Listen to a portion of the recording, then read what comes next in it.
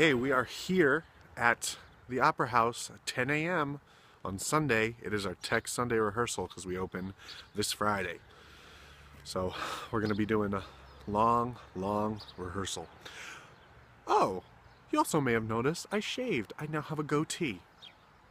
It's more French apparently than a full beard. I don't hate it. So I have not shot for the promo video at all this week, and I have to somehow... Let's tell our breakfast story. Oh yeah, so... Let's show up at 9:15, of which I showed up at 9:35. But let's be fair. John and I were there at 9:15. Okay. We didn't have to be here till 10. It's literally right across the street. Correct. John and I sat down and we ordered our breakfast by 9:20. Brian and Mickey show up like 10 minutes later and they order their breakfast, and all of a sudden it's 10 o'clock and no one has any damn food. And what time do we have to be here? 10 o'clock. 10 o'clock. So I then say, we'll take it to go. Oh, yeah. And everyone says, why not? Why not? It's funny because it's in the show. If you come see the show, you'll get it. These things are only funny to us. I showed them to other people. They're like, well, it's no, not funny at all. So then they bring my food to go, but their food on a plate. But why should you even have to ask for them? Yeah, you're a jerk. We pay for it, and then Brian says, can I get coffee to go? And they say, well, it's going to take us a half an hour to brew another pot. Or we can send out the this Dunkin' diner at Donuts. 10 o'clock. So the rest of us leave and Brian sits there for like at least another 20 minutes waiting for them to make a cup of coffee. You don't like being late, and we're not going to start at 10. So And I said, mine. Now, for legal reasons, we can't mention the name of the restaurant, but I will tell you, they waited forever at the damn restaurant. So I forgot to put Randy falling in his wheelchair in the last video. So now I have to put it in double in this episode. Yeah. So this is a great segue to do that. Emily, who got you that shirt? Oh my God. Michael, the best friend I've ever had.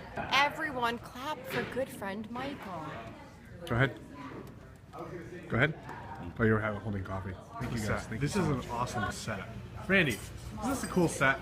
A perfect place for you to fall in your wheelchair. Oh, shut up. There's lots of Transformers. Do you want to see all the things? Yeah, let's show the Transformers.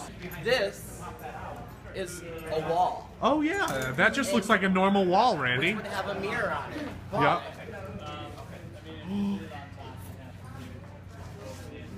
What? What? Door. Now, Randy, this just looks like a a normal walkway with a what the oh, so it just opens? That's it?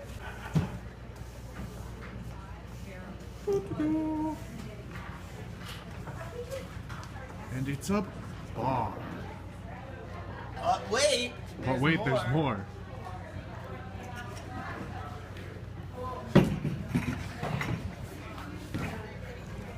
It's a bed. Hi. Hi. So, there's a lot going on today. It's Tech Sunday, and It's also Super Bowl Sunday. Super Bowl Sunday. What's your prediction, Mike? I'm just really. I mean, this is coming out after the Super Bowl, so if the Patriots win, I'm going to be very sad. The Seahawks win, I mean, my life is no different. No different. Anyway, this is... Muriel! No, what's your real name? Oh, Tracy. I'm Tracy. Tracy Funk. Funky, and she's playing Muriel. I am.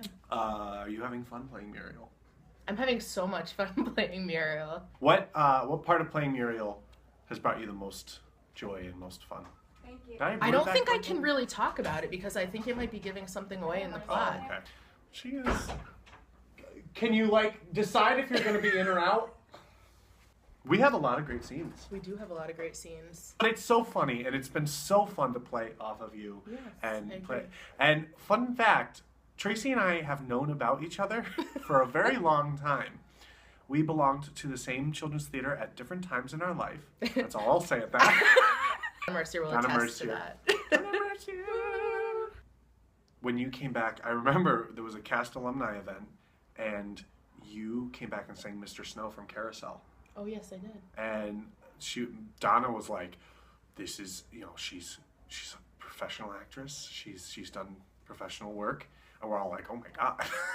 And I heard you sing, and I was like, damn.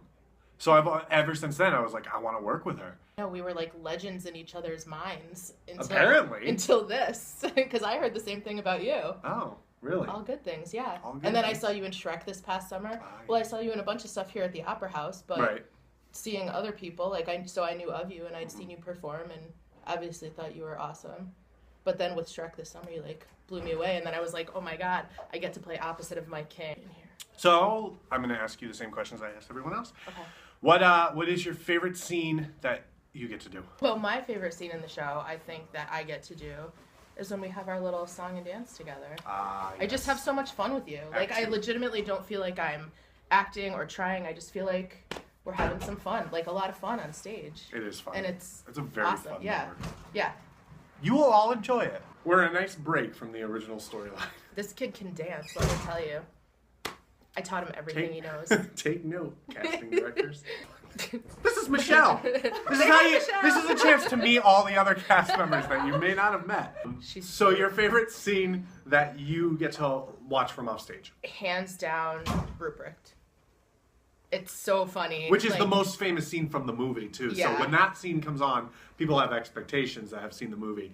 You will not be disappointed. You will not It be is disappointed. hilarious. Randy kills it. Davidson will live up to your expectations. The kid who fell in the wheelchair. Play it again, please. That's my favorite. So why should people come see the show? No, but seriously, we're really good in the show, and Well, let's set the bar a little lower. we're not so good. But I just think the whole You'll cast feel bad is for us when amazing. you see us. You will. Yes. We're setting the bar really low so that when you come, we'll be like, oh my god. Broadway. I love how there's some really hysterical moments and some genuinely heartfelt moments in the show. Some Yeah. really sweet moments that you don't really expect necessarily. Exactly.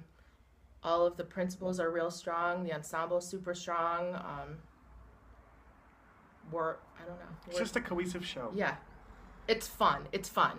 Coffee makes it look like you're really in show business. It does.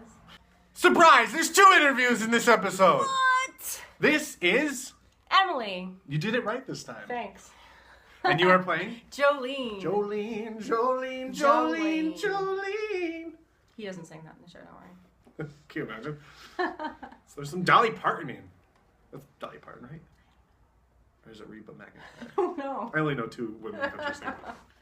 So, are you having fun playing Jolene? Yes. What I love about Jolene is it's a smaller part, but it's got probably one of the best songs in the show and the most memorable songs in the show. And not just the song. Jolene's one of this rare characters. She's only in 3 scenes, but she manages to have a whole show's arc in those 3 scenes. So everything she does, there's nothing that's a throwaway. Everything is really jam-packed and important, which is a lot of fun to play. It's like the stakes are really high just for those 3 scenes. Yeah. And you got to make it count, which you do. You definitely do. I've known you Thanks. for a long time, but this is my favorite thing I've ever seen you in. So I didn't know the show real well, but I came to audition for Christine, and at my audition, she was like, "Do you know Jolene's song?" And I was like, "No." So I sight read it at the callback, and I'd never heard it before. And from a line into the song, I had completely changed my mind about what part I wanted. And I was like, this is honestly the best thing I've ever sang in a callback. We have a special message for a good friend of ours named Devin. You better be coming to see this show, Devin. And people know who Devin is. Everybody And Devin, knows you who know Devin who is. you are. You know, Devin. You know. You better come see the show. What is your favorite scene that you get to do? I think my favorite is the Ruprecht scene. Yeah. Because watching Randy in that scene is just absolutely hysterical. Everything to You me. don't say much during that scene, but you were so involved in it that, like, how you react makes or breaks that scene. I say the same line 3 times. I just say his name over Right. and over and over, but it's so different every time because what Randy's giving me is so different every time. What is your favorite scene that you are not in that you get to watch from offstage? My favorite scene that I am not in. It's hard to choose from this show. Really, this isn't a scene exactly, but I really like all of the little moments you and Brian have. I think some of the absolutely funniest lines in the show are just these little like mini scenes between scenes, things that are advancing the plot but are just kind of these moments developing the characters and developing the relationships. You have some of the absolute funniest lines in the entire shows in that scene. You know what my favorite line is? The pencil. Yes, that's my absolute favorite line in the entire. And lastly, why should people come see Dirty Rotten Scoundrels? Me. No. Was he waiting there? I think it's exactly for what you said. If at this point in the process the jokes haven't gotten stale for us yet, that's really just a sign of how remarkable the writing is and how remarkable the comedic timing is that we've in this material that's been given to us like a gift. So, I mean, if we're not tired of the jokes yet, you could come to the show 2 or 3 times and not be tired of the jokes either. Absolutely. So I think that is the biggest endorsement.